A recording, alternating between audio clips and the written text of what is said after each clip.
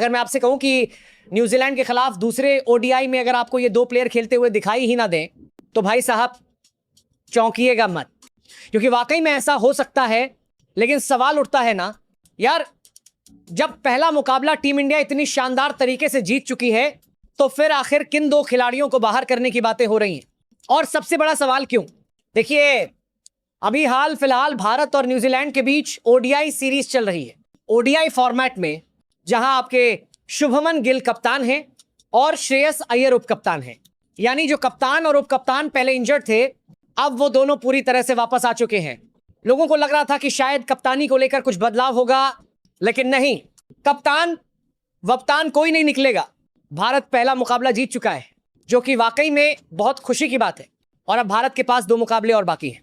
पहला मुकाबला 11 तारीख को हो चुका है, दूसरा मुकाबला 14 तारीख को होगा और कहा जा रहा है कि दूसरे मुकाबले में कुछ चेंजेस देखने को मिल सकते हैं। लेकिन सवाल वही, कौन से चेंजेस? देखिए, जब ऋषभ पंत को लिया ही नहीं गया है तो वहां कोई सवाल ही नहीं उठता। सबसे पहला चेंज जो चर्चा में है वो है प्रसिद्ध कृष्णा को लेकर। कहा जा रहा है कि क्या पता दूसरे ओडीआई में प्रसिद्ध कृष्णा को बैठाकर आपके अर्शदीप सिंह को मौका दे दिया जाए, क्योंकि अगर आप 15 मेंबर स्क्वाड देखेंगे ना तो उस स्क्वाड में अर्शदीप सिंह शामिल हैं। लेकिन ध्यान से समझिए, अर्शदीप सिंह को स्क्वाड में क्यों लिया गया है? असल में अगर कोई फास्ट बॉलर इंजर्ड हो जाए तो इमरजेंसी में अर्शदीप को खिलाया जाए। लेकिन जो न्यूज चल रही है कि दूसरे ओडी में अर्शदीप खेलेंगे, भाई साहब उसके चांसेस बहुत कम हैं। आप कहेंगे अरे यार, अर्शदीप तो प्रसिद्ध कृष्णा से बेहतर है। बिल्कुल, लेकिन मैनेजमेंट का प्लान अलग है। आगे टीबीएस वर्ल्ड कप आने वाला है और अर्शदीप सिंह को उसी के लिए प्रिपेयर किया जा रहा है, इसीलिए उन्हें स्क्वाड में रखा गया है ताकि जरूरत पड़ते ही खिलाया जाए। लेकिन जब तक कोई फास्ट बॉलर इंजर्ड नहीं होता तब तक प्रसिद्ध कृष्णा ही खेलेंगे। और भाई साहब, पहले मुकाबले में उन्होंने 2 विकेट लिए थे। हाँ, थोड़ा बहुत पिट गए, लेकिन उतना चलता है। अगर स्टैट्स देखें तो प्रसिद्ध कृष्णा ने ओडी में 22 मुकाबले खेले हैं, 1000 से ज्यादा गेंदें डाली हैं, 1000 से ज्यादा रन दिए हैं और 39 विकेट लिए हैं। वहीं अगर अर्शदीप सिंह की बात करें तो 14 मैचों में 13 इनिंग्स में बॉलिंग की है और 22 विकेट लिए हैं। एवरेज देखें तो अर्शदीप करीब 18 रन देकर 1 विकेट और प्रसिद्ध कृष्णा करीब 27 रन देकर 1 विकेट। ओवरऑल देखा जाए तो नंबर्स में अर्शदीप आगे दिखते हैं, लेकिन फिर भी उन्हें ओडी में नहीं खिलाया जा रहा। क्यों? क्योंकि फोकस है टीबीएस वर्ल्ड कप। न्यूजीलैंड के खिलाफ टीबीएस मैचेस आने वाले हैं, वहां आपको अर्शदीप प्लेइंग 11 में दिखेंगे, ओडीआई में नहीं। अब बात करते हैं दूसरे और सबसे इंपॉर्टेंट चेंज की, जो लगभग कंफर्म माना जा रहा है, और वो है वॉशिंगटन सुंदर।